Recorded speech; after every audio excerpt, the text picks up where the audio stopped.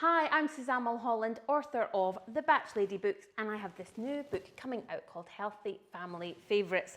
And it's Pancake Day, so we are going to make one of the recipes from the book, which is banana pancakes, okay? Great recipe to make, really healthy, so you can enjoy it and you can also feed it to the kids, and I'm going to show you different ways that you can do that and serve it differently. It's all calorie controlled.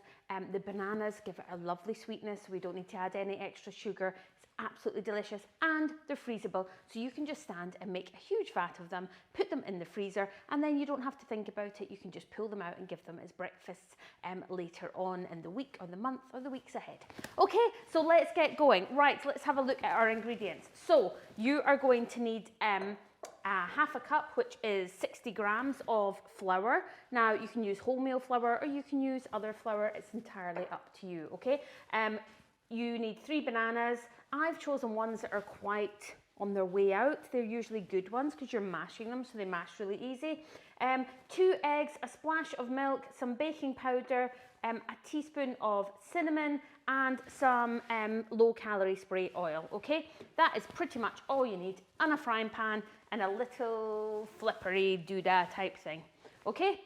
These pancakes, once you actually make the pancake mix, they only take a couple of minutes on each side, so they're really easy, and you can easily just make a load. If you want to, you can also make this blueberry French toast because the recipes are twinned, so you can make the recipe on the other side as well if you want to, using similar ingredients. Okay, so let's get started. We're going to take our bananas first, and you're going to get them in the bowl and just give them a good mash up, okay?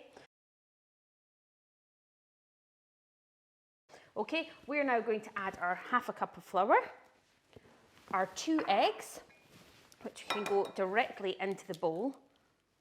I mean, it's so nice as well. And if you're in lockdown, it's nice to think that you can sort of like have a pancake day and it's a bit more exciting than the norm, a bit out of there instead of like the normal sort of Groundhog Day that we all seem to be living in at the moment. Okay, so you're going to need a teaspoon of baking powder, and you're going to need a teaspoon of cinnamon. Now you can opt, if you don't think the kids will like cinnamon, you can miss it out, but it does give it a lovely flavour with the banana. Okay, and then just go back in with your fork and start mixing everything around and mashing it all together. And you will end up, you should have, if you're following along as well, end up with something like that, okay? Now, all you want to do is get your pan. I use like a frying pan that'll maybe fit like 3 pancakes in, and you want to give it a spray of oil, a couple of sprays, that's all you should need. Okay, so I've got this little spoon here, and it's 1/8 of a cup, or it's about 30 mils. That seems to make a good standard size pancake, so just find a spoon that works well for you. Your oil should have heated up by now, and it'll start to have some bubbles in it, your mixture, and you know that this is when it's ready, okay? So I'm just going to put in about 3 at a time and give them a little shuffle around with your spoon so that you're able to get a nice sort of shape. You don't want them sticking together, so just decide how many you'll do. And then I'm going to bring you over and let you see the pan and explain when you want to flip them. They're about 2 or 3 minutes each side, and you'll start to see the bubbles. Let's take a look. Okay, so if you can see this, you're starting to get these lovely bubbles on your pancake, and it's just starting to go, like you can lift it from around the edge. You want to just, once it's like that, be able to flip it over, and you'll see that that's perfect cooked pancake. Let's flip the rest. So you'll feel like it's just done and no more, but you want to catch it before it burns, okay? So that's a perfect one. That's about 2.5 minutes. You can give them a little flatten down, and they look perfect. Just give them another 2 minutes on that side, and then you know you are good to go and you can get the rest in.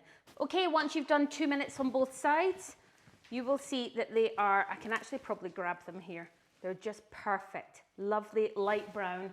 Just either put them on like a cooling rack or just move them over using your spatula and allow them to cool, okay? Now you can either add more oil to your pan, but you might not need it. If you're using a non-stick pan, it'll work perfect. So my pans are non-stick, so you really don't need to add much oil. And again, you're just going back in.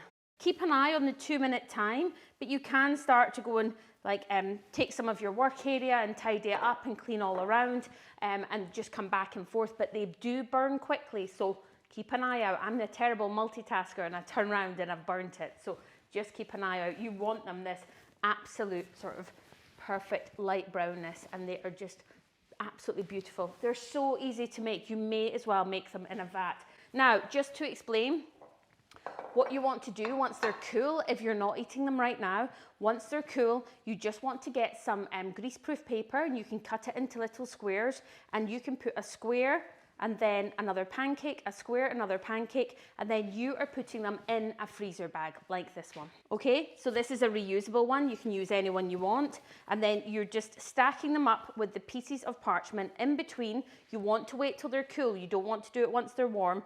Once they're cool, and you can just stack them in your bag.